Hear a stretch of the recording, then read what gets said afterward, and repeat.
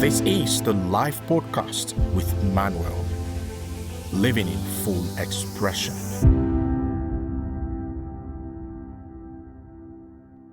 Most people treat a fresh start as the solution. A new business, a new relationship, a new city. They believe the problem was the situation, so changing the situation would change the outcome. But here's what nobody tells you. You are always the common variable. The fear you have not examined does not stay behind when you move forward. It packs itself quietly into your next beginning and waits there. The real fresh start is not a new chapter. It is a decision to finally read the one you've been avoiding. And that is what living in full expression actually requires. Not just a new destination, but a clear-eyed look what you are carrying on the way there.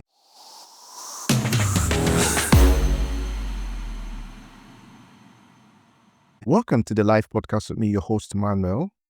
And in today's episode, I want to start by asking you a question. And that question is this. What if the thing that is going to derail your next venture, your next relationship, your next big move, is not something that has happened yet? What if it is already inside you right now and has been there since the last time something did not work out?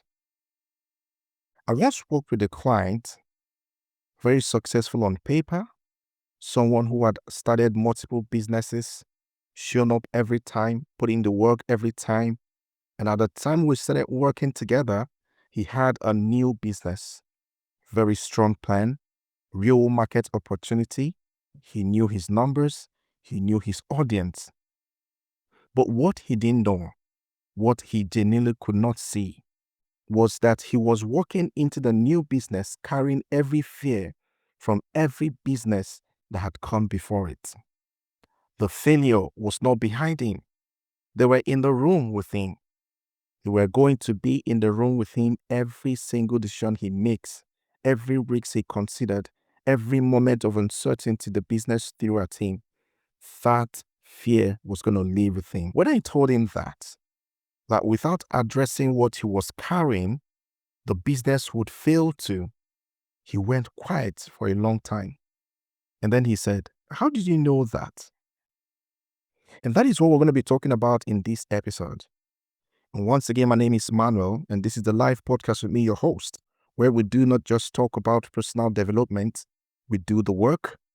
You are in a session right now, so stay with me. If you're ready, let's get started.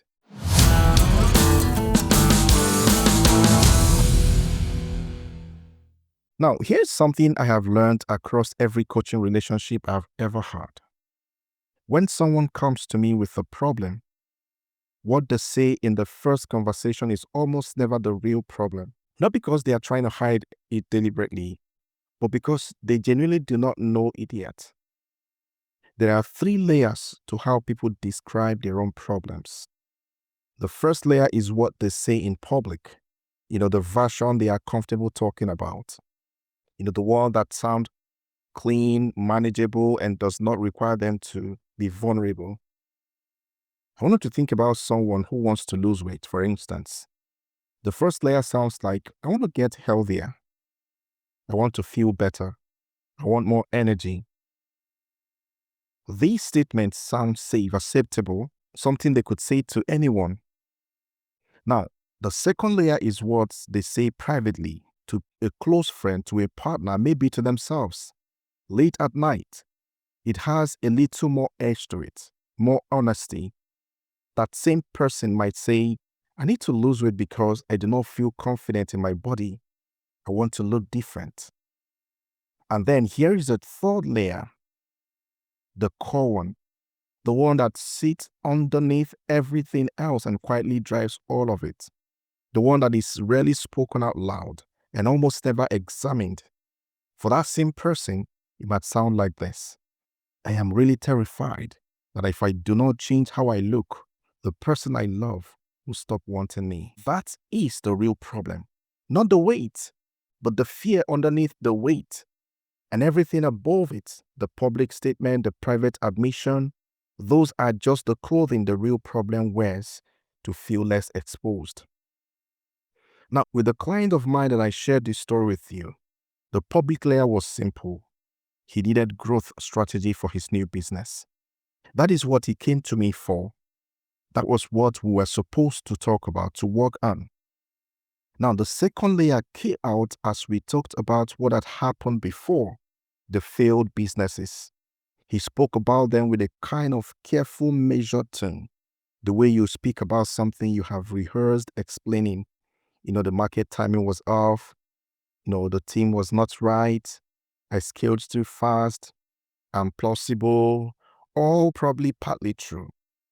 But underneath all of it was layer 3, a belief so deeply embedded he had not looked directly at in years. The belief that he was the problem, that the business had not failed because of timing or team or strategy, but they had failed because fundamentally he was not someone who succeeded at things. He had never said that out loud to anyone, possibly not even to himself, but it was running the show. Now, I want to share with you what this fear actually sounds like and how to hear it. And here's the thing about a belief like that. It does not announce itself. It does not sit across from you and say, hello, I'm your core fear. I'll be quietly sabotaging you from now on. Far from it, it is far more subtle than that. It shows up as hesitation before a bold decision, as a reason not to hire the right person because we cannot afford to scale yet, as a reason to stay comfortable in the planning phase longer than necessary, because as long as you are planning, you cannot fail yet, as a constant low-level hums of anxiety that you attribute to the business and not to yourself. So I asked this client of mine something earlier in our work together that changed the direction of the whole conversation. And I want to ask you the same thing right now. I want you to stop for a moment. This is not a rhetorical question. I want you to actually answer this question. Think about the last time you started something new, maybe a project, a business, a goal, a relationship, anything that mattered to you. And think about what was happening in your body in the day before you began. Not what you were thinking. I mean, what you were feeling. Was there excitement? There probably was, but was there something else underneath the excitement? Something that feels less like energy and more like, bracing. Like you were already preparing at some level for what it would feel like if it didn't work out. And I want you to sit with that for a moment. Because that feeling, that low, quiet bracing, is not caution. It is not realism. It is a belief that has already decided the outcome and is protecting you from the pain of being surprised by it. Now, let me ask you something harder. Where did that belief come from? Not the most recent failure. I mean, earlier than that. When was the first time you learned that reaching for something significant put you at a risk of loss that felt unsurvivable? When did you first absorb the message? Not in those words, actually, but in that feeling that wanting something fully was dangerous. I'm not asking you to answer me right now. I am asking you to notice whether that question landed somewhere, whether something just moved in your chest, in your heart. Because if it did, that's actually where we need to go today. So when I pushed my client to that layer, gently and with time, what came up was not a business failure. What came up was much earlier than that. A moment in his life long before any company existed, where he had tried for something that mattered and had been told in one form or another that he was not the kind of person who got those things. He had spent years building businesses as if to prove that message wrong. And every time one failed, that original message got another piece of evidence. So here's an analogy that stops him cold. Think about a tree, a mature tree, one that looks healthy, enough from a distance. There are leaves on it, there are branches, but over time you notice something. The fruit is not right. The leaves turned early. Branches that should be strong are brittle. And so you cut off the affected branches. You strip the bad leaves. You try different soil around the base. But the problem kept coming back because the problem is not in the branches. It is not in the leaves. It is in the roots. Something is wrong deep underground where you cannot see it. And no matter what you do to the visible part of that tree, the root will keep producing the same results. That is what unexamined fear does in your life. It is root level damage that expresses itself in branches, in your decision, your hesitations, your patterns, your results. And until you go to the roots, you will keep cutting branches and wondering why the tree keeps getting sick. Tony Robbins has said for decades that business is 80% psychology and 20% strategy. I did not fully grasp the weight of that until I watched a man with a brilliant strategy repeatedly undermine himself because the 80% had never been addressed. So my client had the strategy. He had always had the strategy. What he was missing was the inner work that would allow the strategy to actually land. Now, let me give you a framework for what is actually happening inside the mind when a limiting belief takes hold. Because once you see the mechanism, you can begin to dismantle it. Tony Robbins described belief using an image of a table, and I always love to use that. The belief itself, for example, I'm not the kind of person who succeeds, is a tabletop. And holding that tabletop are legs, and each leg is a piece of evidence the mind has gathered over time to support the belief.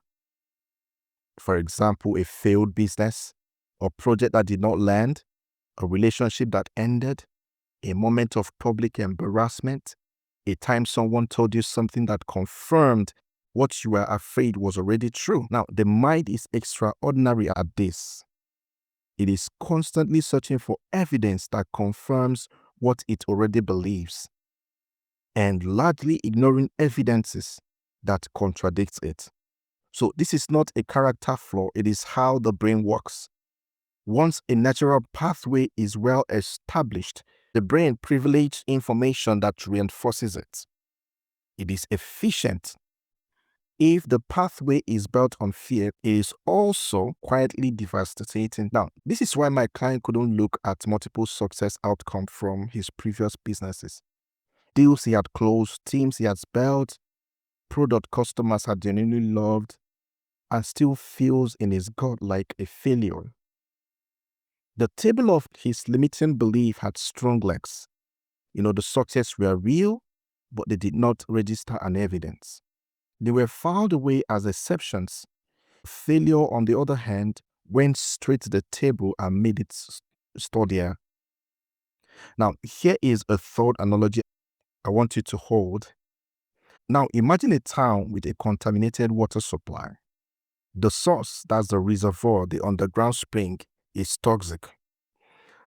So now imagine that town deciding to solve the problem by installing brand new pipes, beautiful, modern, expensive pipes, running all the way to every home in the neighborhood. The water looks clear as it comes out. The pressure is better. The system is more efficient. But the source has not changed. It does not matter how new the pipes are. The water that arrives in every home is still coming from the same place. That is what happens when you start something new without examining what you are carrying. New plans, new market, new team, new office, new energy, even at the beginning. But the source, which is the belief, the fear, the unexamined root, is still there.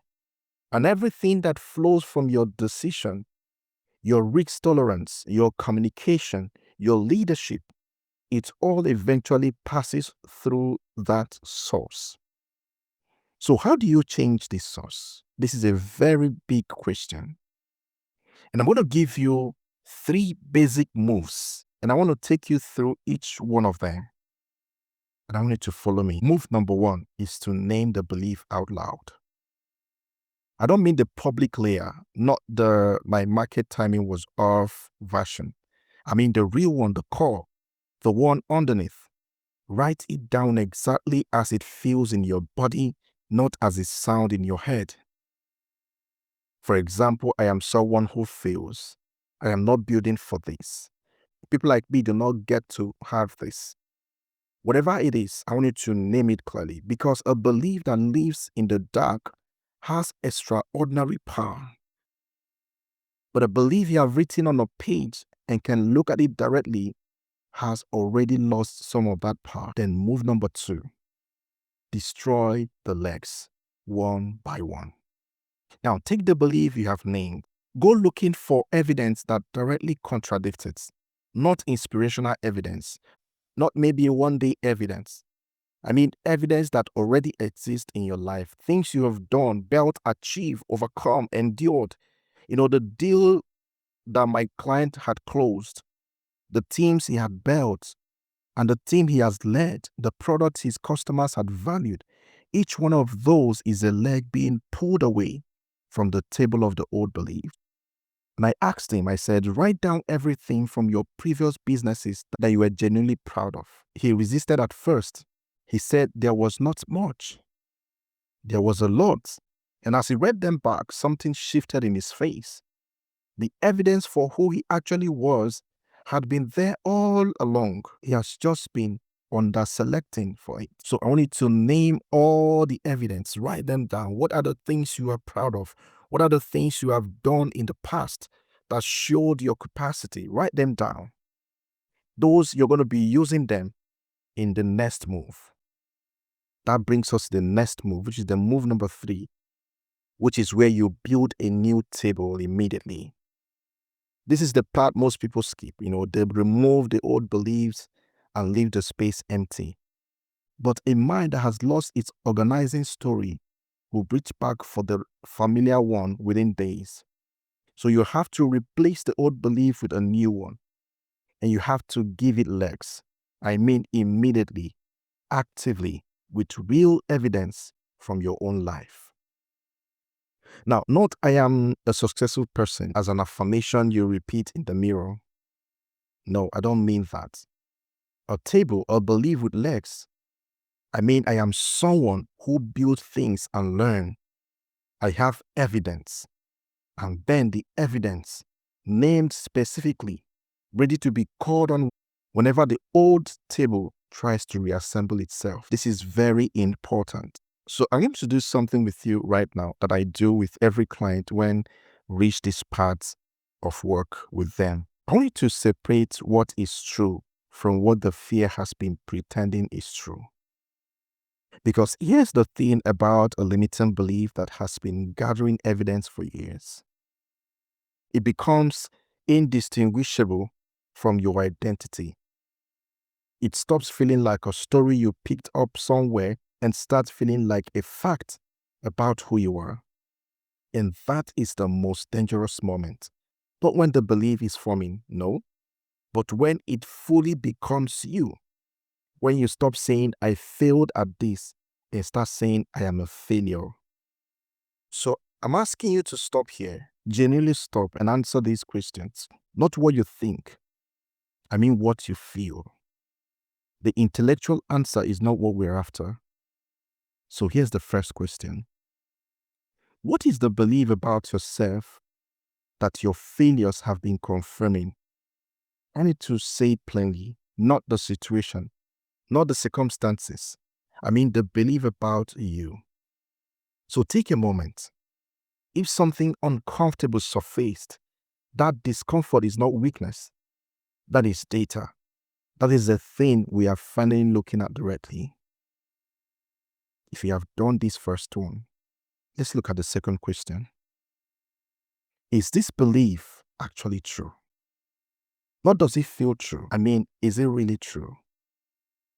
What evidences in your life right now already existing directly contradicts it? Not what you hope might happen, What has already happened that these beliefs has been ignoring? What have you built, survived, created, led, or started that should have a seat at this table and has never been given one? I want you to take your time and answer these questions. Put them on a paper, write them in your journals, call them out, and name them properly, specifically. And having done that, we'll look at the third question. If someone else brought you the exact evidence of your own life, everything you have done, every time you showed up, every moment you kept going, and asked you to judge whether that person was fundamentally someone who fails or someone who is still learning, what would you say? Maybe you didn't understand the question. I want to repeat that again. If someone else brought you the exact evidence of your own life, the ones you have listed, the ones you have named, of the things you have done, everything you have done, every time you showed up, every moment you kept going, and then that person asked you to judge whether that person was fundamentally someone who fails or someone who is still learning, what would you say about the person? I'm going to guess you would not say a failure. I'm going to guess you would see something more complex, more human, more capable than the old story has been admitting. So that gap between the judgment you would give someone else and the judgment you've been giving yourself, that gap is exactly where the work lives. And that is where the root problem is. And that is what you tend to do before you do anything else. So in closing, my client launched that business. And before he did, we spent time not on his go-to-market strategy or his price model or his team structure, but we spent time on the roots, on naming the belief, on destroying its legs one by one and replacing them with evidence that was already there, already true, and already earned. I'm not going to tell you it is a fairy tale success story, because life is not a fairy tale, and this is a coaching show. But I will tell you this. The fear that was going to follow him through every door he opened, the fear that had followed him through every door before, it no longer had the same grip because he had looked at it directly, named it, and replaced it with something he had built himself. And that is available to you also right now. Here are your 3 takeaways from today's episode. Number 1 is this. Identify which layer your problem actually lives at. Are you describing the public version, the private version, or the real one? Go to the real one. Write it down. Name the belief, not just the situation. Number 2, go looking for evidence that contradicts your limiting beliefs. Not inspiration, I mean real life evidence.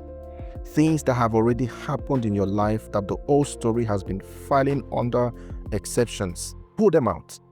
Pull them on the table.